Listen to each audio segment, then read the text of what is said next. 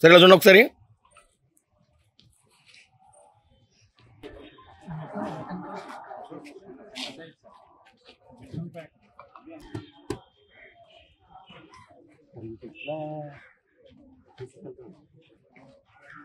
ఈ రోజున Narsipatnam subdivision Narsipatnam circle Golkonda police station లిమిట్స్లోని పాకలపాట దగ్గర on information Narsipatnam rural inspector Revathamma గారు మరియు rural SI Rajarao, Golkonda SI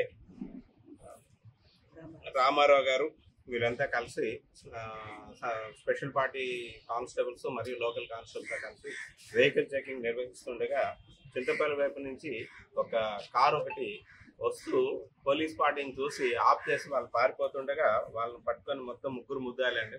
ముగ్గురు పారిపోతుండగా మన పార్టీ అంతా చేసి వాళ్ళని అప్రహెండ్ చేయడం జరిగింది.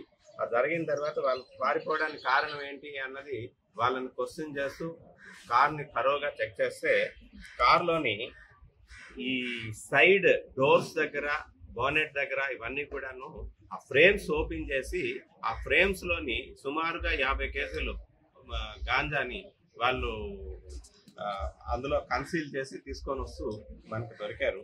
అందులో వీళ్ళది కర్రీ అప్పన్న అండి. ఈయన డ్రైవర్. ఈయనకి ఎవరైతే గంజాయి కొనడానికి లాస్ట్ డెస్టినేషన్ పర్సన్ ఎవరైతే ఉన్నారో ఆయన ప్రజెంట్ అబ్స్కాండింగ్ లో ఉన్నాడు. ఆయనేమో వీనికే ఫైనాన్స్ చేసి ఒక కారు, ఇప్పుడు ఈ AP 39 FF 5868 car, Ertiga car, ఆ కార్ని కొనేసి కేవలం ఈ గాంజా ట్రాన్స్పోర్టేషన్ కోసం అని చెప్పేసి ఆయనకి A2కి ఇవ్వడం జరిగింది. A3, A4, A2 ముగ్గురు కూడా కజిన్స్ అండి. వాళ్ళు గౌరాబాయ్ కమ్యూనిటీ దారకొండ పంచాయతీలోని దబ్బకోట విలేజ్ వీళ్ళది. వీళ్ళు ఎప్పుడో ఒక 50 years బ్యాక్ వీళ్ళ ఫ్యామిలీస్ అక్కడ సెటిల్ అయిపోయి వీళ్ళు అక్కడ ఆ బిజినెస్ తో పాటు ఈ గాంజాను కూడా అమ్మడం, ట్రాన్స్పోర్ట్ చేయడం ఇదంతా కూడా బిజినెస్ గా పెట్టుకొని చేస్తున్నారు. ఎవరైతే ఈ కార్ డ్రైవరు ఉన్నారో ఆయనకి గతంలో ఒక గాంజా కేసు ఉంది. అలాగే కర్రీ రాజు అండి, ఈయనకి 4 కేసులు ఉన్నాయి. గంజాయి కేసులు 4 కేసులు ఉన్నాయి. అట్లాగే A4 బైక్ మెకానిక్, ఈయన మీద అయితే ఏం కేసులు లేవు. అట్లాగే ఎవరైతే డెస్టినేషన్ పర్సన్ అంటే లాస్ట్ గాంజా రిసీవ్ చేసుకునే పర్సన్ ఉన్నాడో ఆయన మీద కూడా 2 గంజాయి కేసులు ఉన్నాయి. వీళ్ళంతా కూడా దీనికి అలవాటు పడిన నేరస్తులు, గంజా వ్యాపారం చేయడానికి.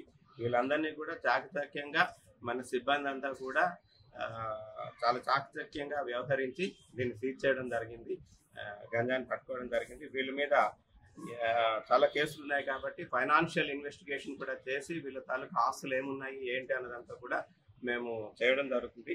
ఆల్రెడీ PD యాక్ట్ కూడా వీళ్ళ మీద పెట్టడానికి ప్రపోజ్ చేస్తున్నారు.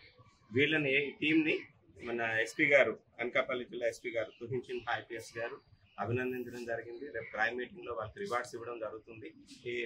నేను కూడా వీళ్ళందరినీ కూడా ఎంటైర్ టీం అంతా కూడాను అప్రిషియేట్ చేస్తున్నాను.